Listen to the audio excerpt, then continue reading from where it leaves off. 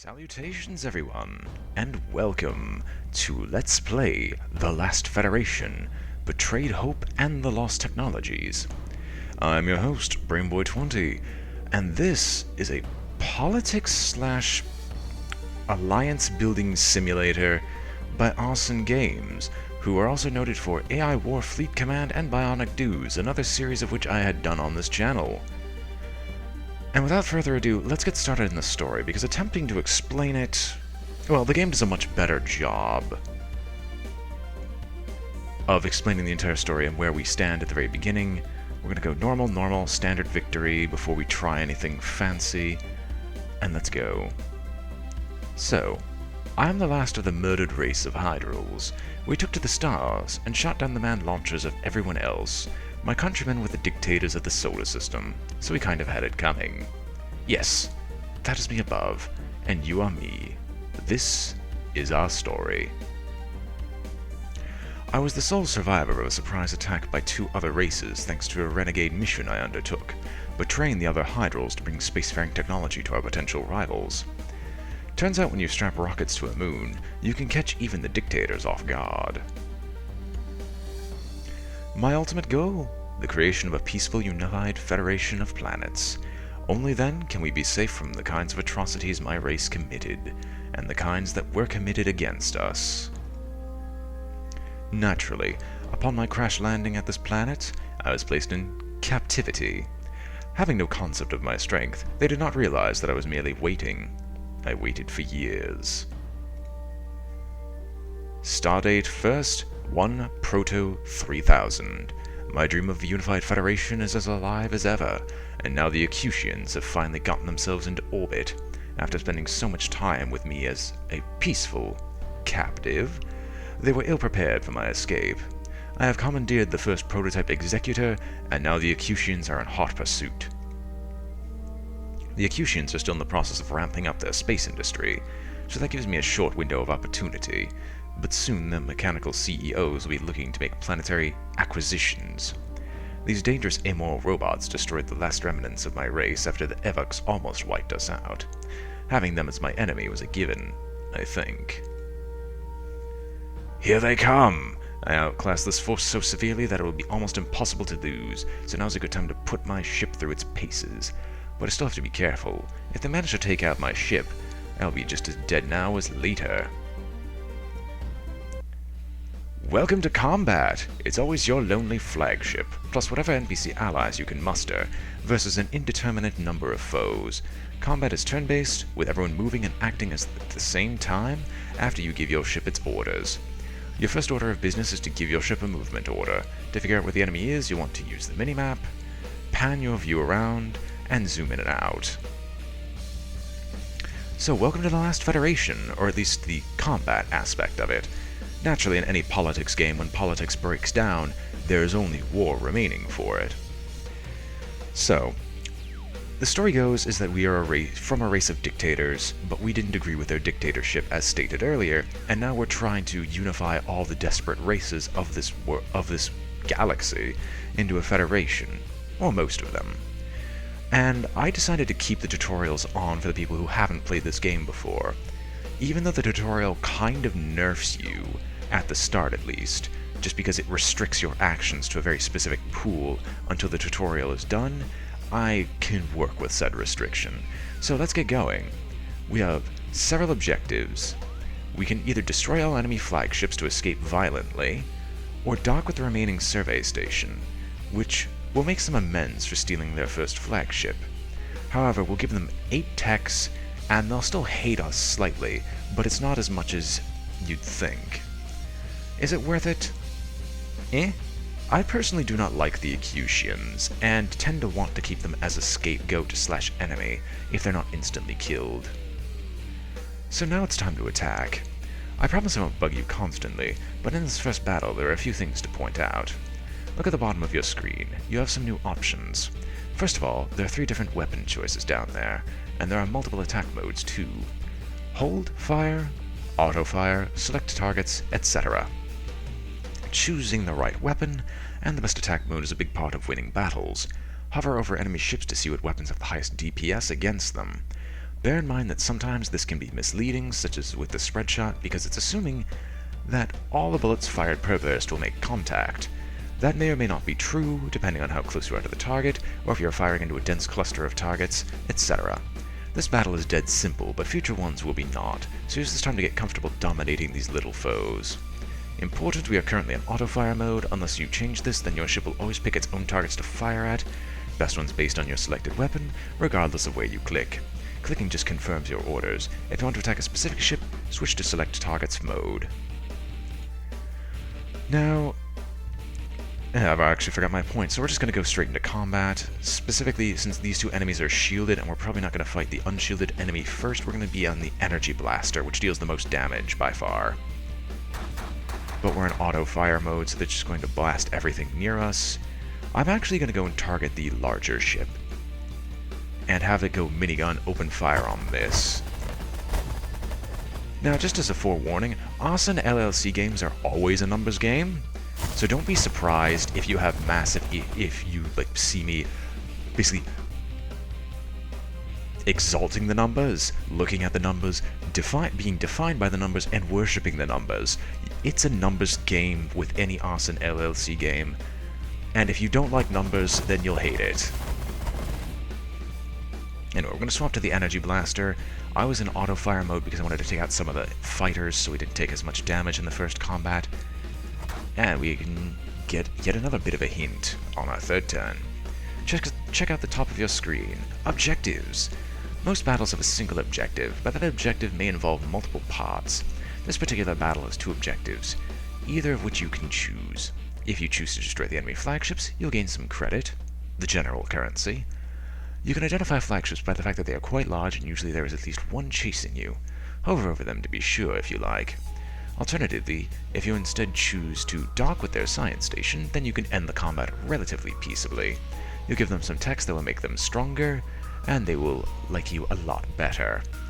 To dock with the lab, just fly over to it and wait. Your tractor beam will lock on and take care of the rest.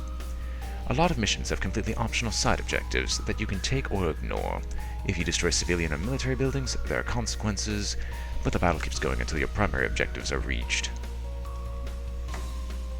Anyway, we're letting our combat go through.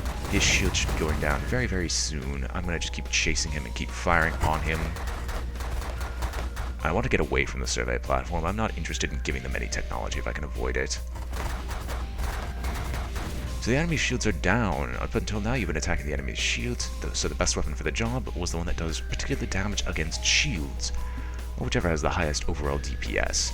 But now the shields are down, and you're going to be hitting the hull of the ship, so the ideal weapon against this enemy probably just changed.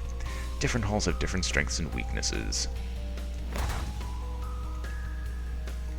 So we're going to swap to the gravity lance, because if an enemy is shielded, it usually means that they need to be hit by the gravity lance right after. And the reason I'm trying to stick so close to the enemy ship is that when they blow up, I like to recover those pilots. Recovering pilots have some beneficial uses to making the Acutians hate me slightly less. And here's one of the annoying bits about the tutorial mode.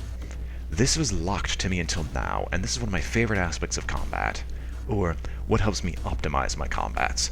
Flagship power management unlocked. I swear, this is the last time I'll interrupt you during this battle, but now that you're getting a few turns in, there's one more bit that you probably ought to know. It's time to give you direct control over power distribution to your three subsystems. A. Increasing power to your weapons gives you higher damage output as well as longer range. Increasing power to your shields gives you faster shield regen and makes your shields more resistant to shots that hit them. Increasing power to your engines gives you faster movement, better turning arcs, and a further distance you can move per turn. To set your power levels, just click the various bars or use hotkeys. There are instructions in the tooltips. However, during each turn, your ship automatically changes power based on context. Let's suppose you don't issue a move order. Well, it diverts engine power to weapons or shields instead. Not attacking, diverts to shields, etc. This keeps you from needing to fiddle with it for minor adjustments. Automatic management doesn't make manual management pointless. Consider, I'm low on health, so I'm going to crank up my shields for a while at the expense of... I need to be able to maneuver very carefully here, so I'm willing to sacrifice... I am so OP here, let's get this over quick, nothing to shield, it's all to weapons, let's go, and so on. These sorts of larger decisions are the point of the power system, not moment-to-moment fiddling, although, knowing my playstyle, you'll see a lot of moment-to-moment fiddling with me. What was that about better turning arcs with different engine power levels? Well, see for yourself above. At the default levels, which is all you've had until now, you can move pretty well, but you can move super precisely if you crank it up all the way. You can barely move or turn if you crank it all the way down. Hey, how the heck did you do that? Curlicue. Waypoints. Simply hold down the shift key while issuing movement orders. You lose a little bit of speed with each current waypoint, so your total distance goes down a bit, FYI. Are you feeling a little overwhelmed with all this info? Sorry about that, but you do not have to memorize it. You can review it anytime by viewing your logbook in the menu that pops up when you hit the escape key. Okay, I want to maintain speed with you. I'm going to drop my power down a little bit and boost my weapon systems. Your shield will be down soon. I'm going to go and try to overtake you. Shields are going to go down, engines are going to go up. I'm going to try to overtake you. I'm not sure how well that's going to work out. I'm going to gravity lance you. And I want to grab the Acutian pilots when you inevitably die. Curses. Oh well. So we're victorious. Welcome to the end combat screen. The end combat screen gives you information on everything that specific battle has wrought in the galaxy at large. In this case, I lost some influence with the Acutians, although they kind of hated my guts already, and I would be at negative influence regardless. They lost a lot of base power, effective power, and armadas. All that'll be explained later. We've taken a total of X shield damage and hull damage, but that's just information for you to know if you wanted to make yourself as efficient as possible. I destroyed 26 ships, I gained 151 credits, and I rescued 21 Acutian pilots from escape pods as a result of all this. Sweet mother of space sheep, it's the solar map! I'm going to introduce you to this gradually. For now, a lot of stuff is hidden. Don't worry about trying to create the Federation yet, we'll get to that later. It's not even an option yet. Right now, you need to worry about gaining credit to spend, and you also need to accumulate a goodly amount of influence with a few races. A humble suggestion is to start by delivering spacefaring tech to the Skylaxians, Andors, and/or Peltians, and then run some dispatch missions for them to gain more credit. Your current focus should be on making yourself more powerful and influential, and as you complete missions and political deals, I'll open up more and more ways for you to do that, culminating the options for trying to form a fledgling federation. If you want to read this or any other message again, just click your logbook. Now, you can actually finish that combat before you get power distribution available to you. And that's why that, you can open up your logbook message exists. Anyway, down here is a little, like, newscaster screen. If you feel like reading this from time to time, I will not, but occasionally some hilarious messages will pop up. Here's our Hydral homeworld remnants after they were blown up by, you know, a moon hitting us. And here's the galaxy at large. So far, the Acutians are the only ones that are spacefaring. Everyone else has a certain amount of time before they become so. In this case, we have the other races, the Skylaxians, who will be in 31 seconds after we unpause, become spacefaring. The Andors, who will be ready in about an hour, which is going to be heresy for me. I'm going to have to fix that. The Evox, which will be ready in about 12 minutes. Those guys I'll probably leave alone. Boreans will be ready in 31 minutes. Burlusts will be ready just after the Evox, which means my troubles will start right after the Evox goes spacefaring. Thoraxians, who will not become spacefaring for a very, very long time. And Peltians, who will be ready in, like, never. So I'm gonna have to fix that as well. Getting a good look at things. I have a small preference for races, if you haven't already been able to tell, and I'm probably gonna stick with the, at least for the first game that we're gonna do of this, Andors, Skylaxians, Peltians. But enough about that. Let's get some political dickery out of the way. It was the Acutians who delivered your final blow to your race, and that ruthlessness carries over into how they handle politics, which to them is really just another layer of their capitalistic business. Acutian CEOs are extremely well guarded and cannot be assassinated, but you can make them fall from power by sabotaging their industry. You are nothing but the last war criminal of an oppressed race that we already destroyed, and instead of exterminating you on sight, we took you as a prisoner. Why? I'll never know. Your inevitable betrayal came as the first logical opportunity, prolonging our banishment from space even further and costing us a fortune in the process. We won't be fooled again. Well, that's your problem. And that's basically their general approval and feeling for us, as well as how much they hate my gods, which can go up to, I think, -2,000 somehow. Anyway, let me tell you how the Acutians do politics. Acutian politics overview. Acutians really don't have politics so much as they do ascendant capitalists. Out of the 17 industries that the Acutians organize themselves into, they choose 3 that are the most powerful at the time, and choose their top CEOs from those industries to represent their planet as the business elite. Industry quorums are held periodically, and if the power of various industries has shifted, then leadership will also shift. You can influence this by helping or hindering what Acutian industry buildings are constructed or sabotaged. You can also bribe CEOs to get discounts on credit costs of deals in their industry. And since we have such negative influence with them, we literally cannot speak with them about anything. So I'm going to gladly just let these guys go die in a fire. Next industry quorum for this planet will take place on the 40th of the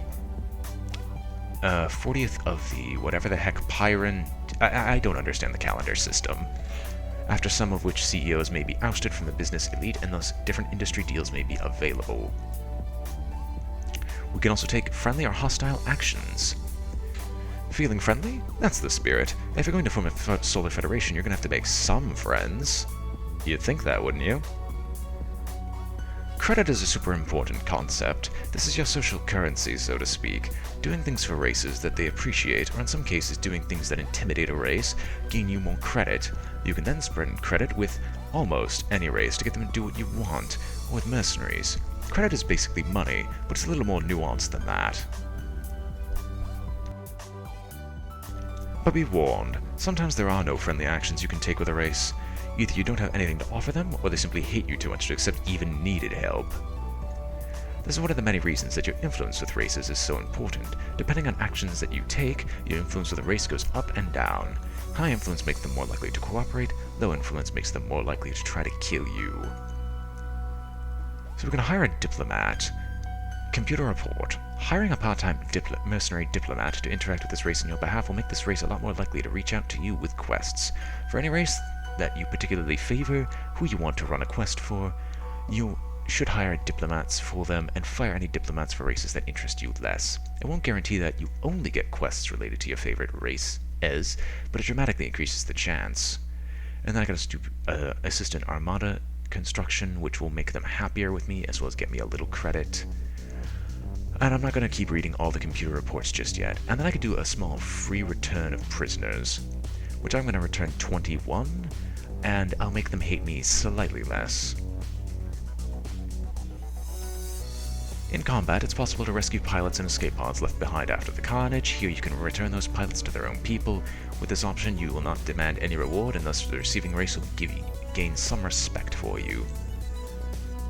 Or I can get a lot of credit, but credit's much easier to come by, so I'm just going to give this up. So they'll hate me slightly less. Now, here's my question. Oh, hostile actions. So you don't like these folks, do you? Well, you've come to the right place. Since you don't yet have an informant here, there's a limit to what sort of damage you can do. Your intel is limited. An informant is your pipeline into the criminal underbelly of a populace. Of course, some races simply do not have a criminal underbelly, so you can't ever get an informant, which limits your hostile actions. The Andos are too utopian to have criminals, and the Thoraxians have no criminals since they are a hive mind. Even if you can't harm someone directly through your own actions, remember that you can still harm them by either helping their enemies militarily or by brokering political deals against them. Some hostile actions will cost you credit, whereas others will gain it for you. This is your social currency, so to speak. Yada yada yada, we've already known this. The only thing to pay close attention to is how much influence you gain or lose with various races through your actions. The higher influence of the race, the easier it is to get them to do things for you. The lower it is, the more likely they're going to try to kill you. And I'm not going to do anything fancy here yet. So, let's go and see what else we can do. Well, actually, specifically, I want to get these guys to like me. So we're going to rush to the Skylaxian homeworld, perform a friendly action, and we're going to deliver them spacefaring technology. Your race has long possessed the secrets of spaceflight, and it is yours to bestow where you will. This race will eventually reach the stars on their own, but granting it to them early will make them very grateful. Not only will you gain a lot of influence with them, but the credit reward from them is a huge windfall. The danger posed by the spy probes is not to be underestimated, however. At first they just send out little test shots and patterns when they sense something might be near. But once they land a hit on you, or you on them, they switch into an extremely dangerous hyper-aggressive mode. Make your way carefully through the maze of sensor bullets that they create. So, the Acutians will hate my guts if they catch me once. Skylaxians will get a positive idea of who I am if I do this. Let's go. First time delivering technical documents. Oi, okay, stuff just got real. Maybe. This is either going to be incredibly easy or impossibly hard, depending on how many races are already spacefaring. Just be careful of alerting those spy probes and make your way to the drop zone. And that's it. The spy probes for each race all have a unique sensor test bullet patterns that they fire when any foreign object, such as yourself, is detected nearby. If you get hit by any of those shots, or if you fire on the spy probes yourself, the probe involved will be alerted, and you will take a penalty to influence of that race for each probe you alert.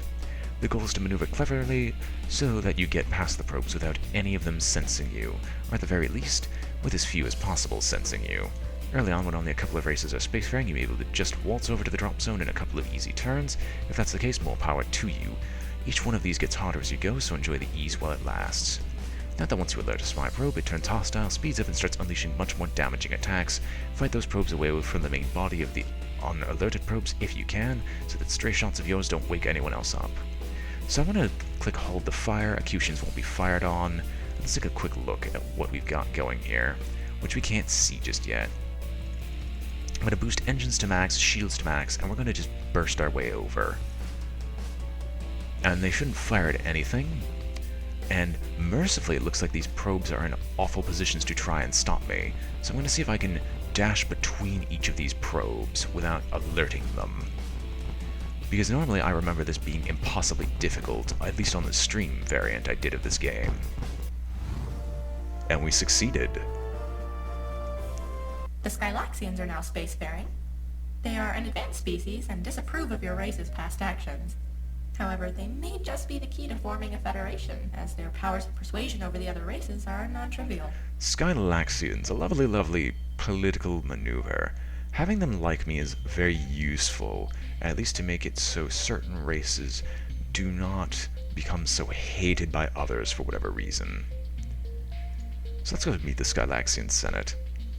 The Skylaxian Senate is an interplanetary body that makes all decisions for their race. The Skylaxians are seen as fair brokers by all other races, and thus a good relationship with them can help you backdoor other races into the Federation, even if other races hate you. Trouble is, the Skylaxians are likely to take issue with many of your actions.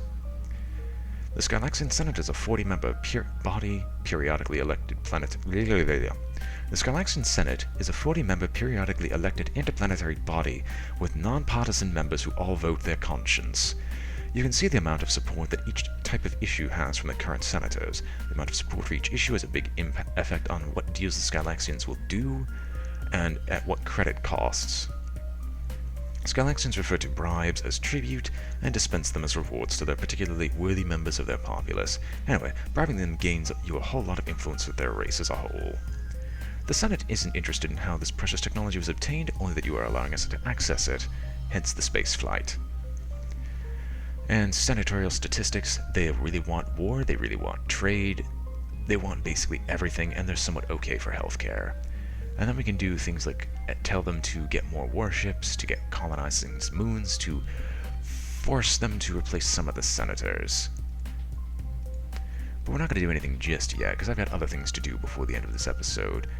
Now I'm going to head on over to the Andors and see if I can boot up their... yeah.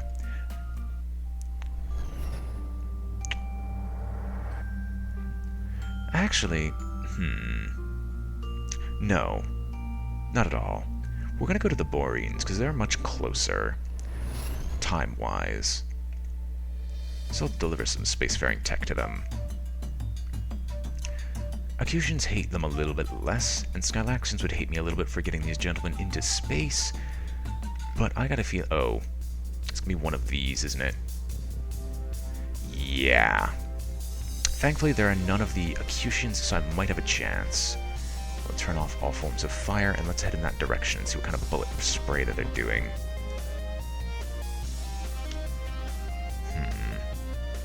Well, they got a small wall, so if I go around, I should be fine. Should be fine, being the operative term.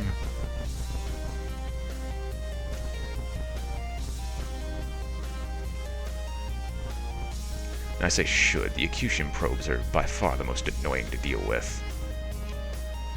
I'm gonna make a waypoint here, and we're just gonna burn straight through and see what we can do.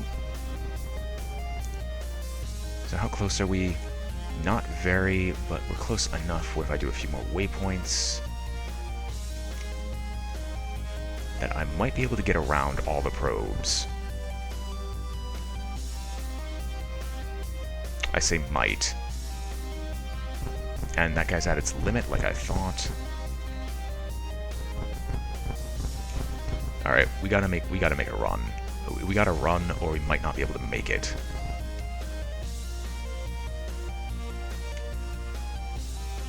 Alright, come on. Yes!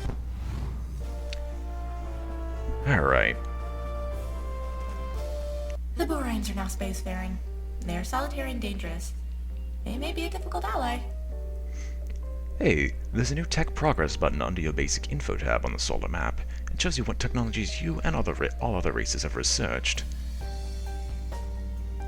There's nothing super complicated about the concept of technologies. Once you or a race have a checkmark in your column in the tech progress screen, that's it. You know the technology, and you get whatever benefits it confers. There's lots of different kinds of technologies. Some benefit your flagship directly, and those are ones grouped in the top of the tech grid. These typically do things like increasing your hull strength, improving your science or manufacturing skills, etc. A lot of them have no direct benefit for you. You're not a planetary power, so you don't need things like safer nuclear power, for instance. But these technologies are of immense value to your allies and enemies. Help your allies get what they need, and you'll get that much closer to forming the Federation. Don't underestimate the power of science! If a race gets far ahead in the number of techs they have learned, they can absolutely dominate enemy races that have much larger fleets. This takes quite a while, so having large fleets in the meantime is a plus. How do you fit in? Well, there are now research technology dispatch missions that you can take on most planets and in the black market. You can also research technologies on your own or learn technologies from races that already know them. Once you gain access to the black market, hiring scientist goons will let you make super time-consuming techs take reasonable amounts of time.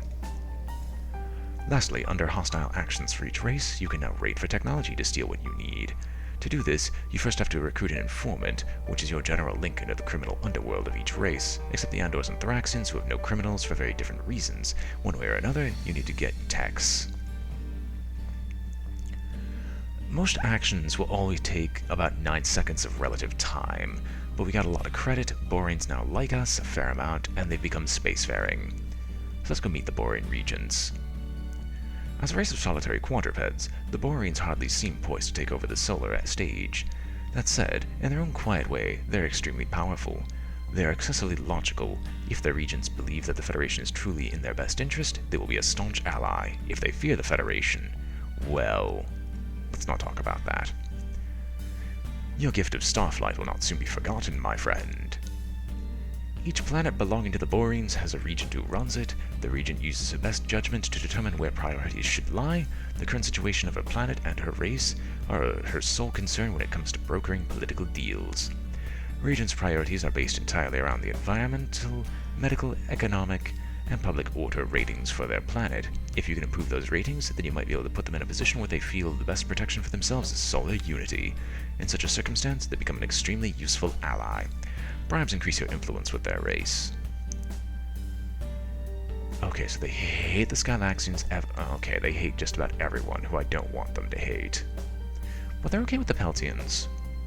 I'm gonna have to figure out why they hate the Skylaxians so much.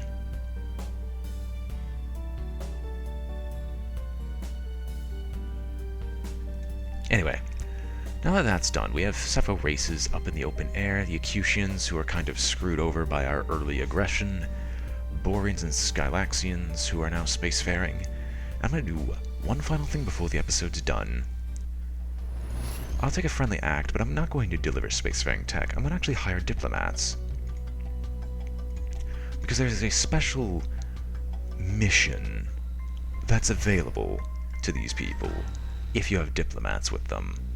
And so hiring these diplomats might give me a chance to give them spacefaring tech without having to deal with spy probes. In like 13 minutes when the Burlusts appear, at least. Anyway, hope you've enjoyed the beginning of this series. I've been your host, BrainBoy20, and this has been Let's Play The Last Federation. I almost forgot the name. And if you enjoyed the video, remember to like, comment, or subscribe, for it helps out a great deal, and I hope to see you all next time. Farewell.